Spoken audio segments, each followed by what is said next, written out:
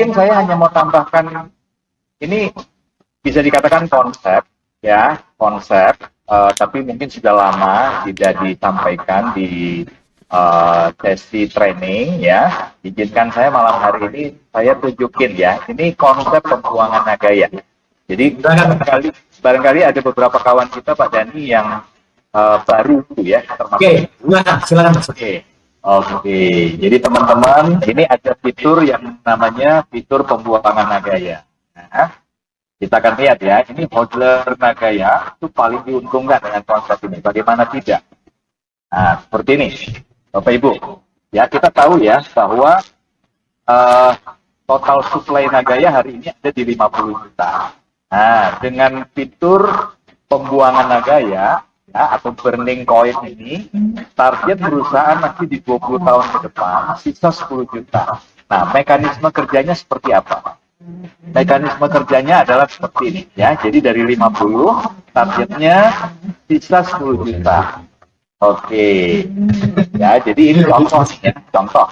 Katakan saja Pak Saimana punya 10.000 nagaya. Contoh. Lalu Pak Saimana mau mencoba keluarkan sebagian dari emas yang membackup nagaya Bapak. Ya.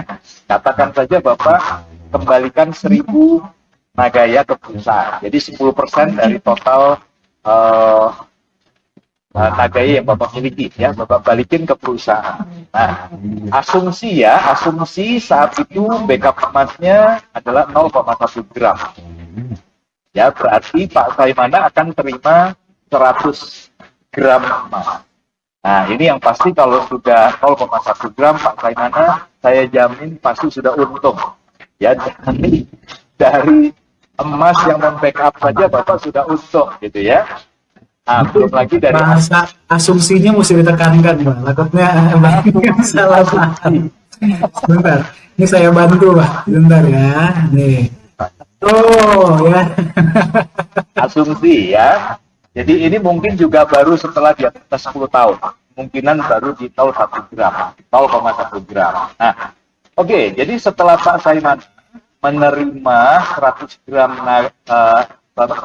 emas, berarti 1.000 nagaya itu sudah masuk ke perusahaan. Nah, pertanyaannya adalah, perusahaan boleh jual lagi nggak nagayanya ini? 1.000 nagaya yang sudah dibalikin ini dan emasnya sudah keluar, boleh nggak dijual lagi? Jawabannya tidak boleh. Ya, kenapa? Karena ini sudah jadi koin kosong, Bapak Ibu. Ingat, ya, 100 gram yang membackup 1.000 nagaya ini sudah dikembalikan kepada Anda. Berarti saat ini status dari 1.000 nagaya ini sudah jadi koin kosong. Nah, karena dia sudah jadi koin kosong, maka oleh perusahaan itu wajib di-burn. Oke, ya, dibakar, dibuang. Nah, dengan konsep ini, target perusahaan yang tadinya kita punya 50 juta nagaya, dalam 20 tahun ke depan, sisa 10 juta nagaya.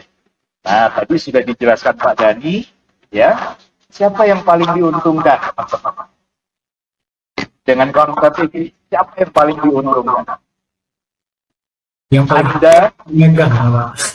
Anda yang masih mau pegang nagaya sampai 20 tahun ke depan.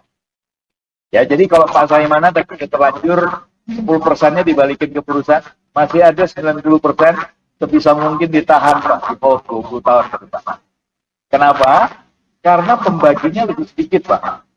Hari ini proyek tambah banyak.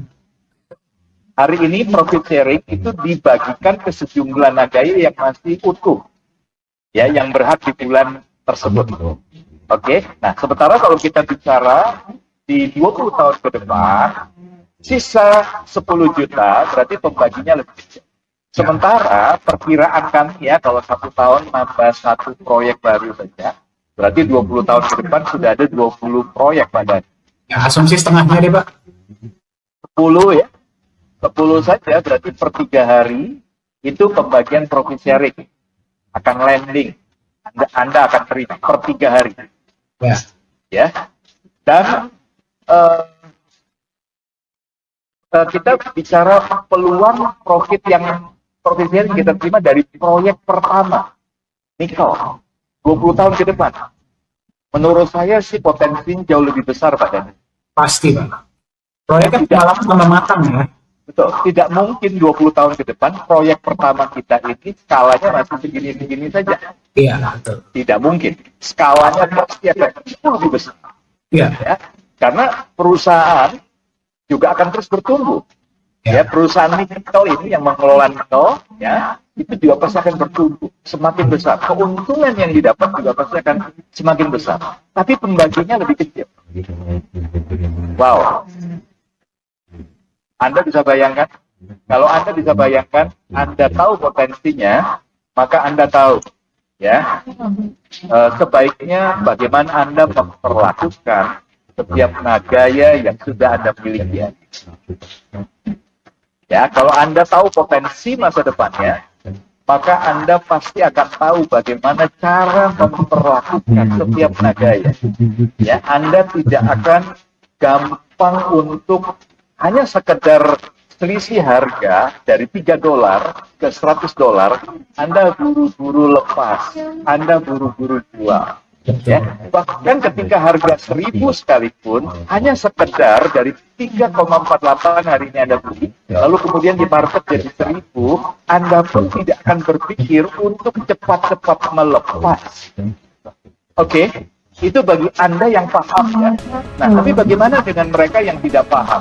Ingat tadi Pak Dhani sudah jelaskan. Kalau tidak paham, mereka akan melepaskan karena mindset trading mereka. Mereka cuma mau ambil momentum kenaikan harga. Selisih keuntungan dari 3,48 di $100. Itu saja yang mereka mau ambil. Momentum itu.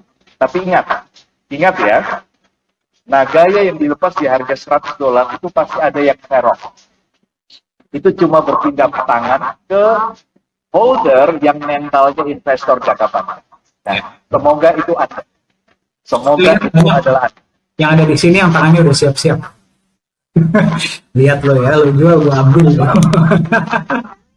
Semoga melengkapi dan bermanfaat. Terima kasih Pak. Terima kasih banyak ya.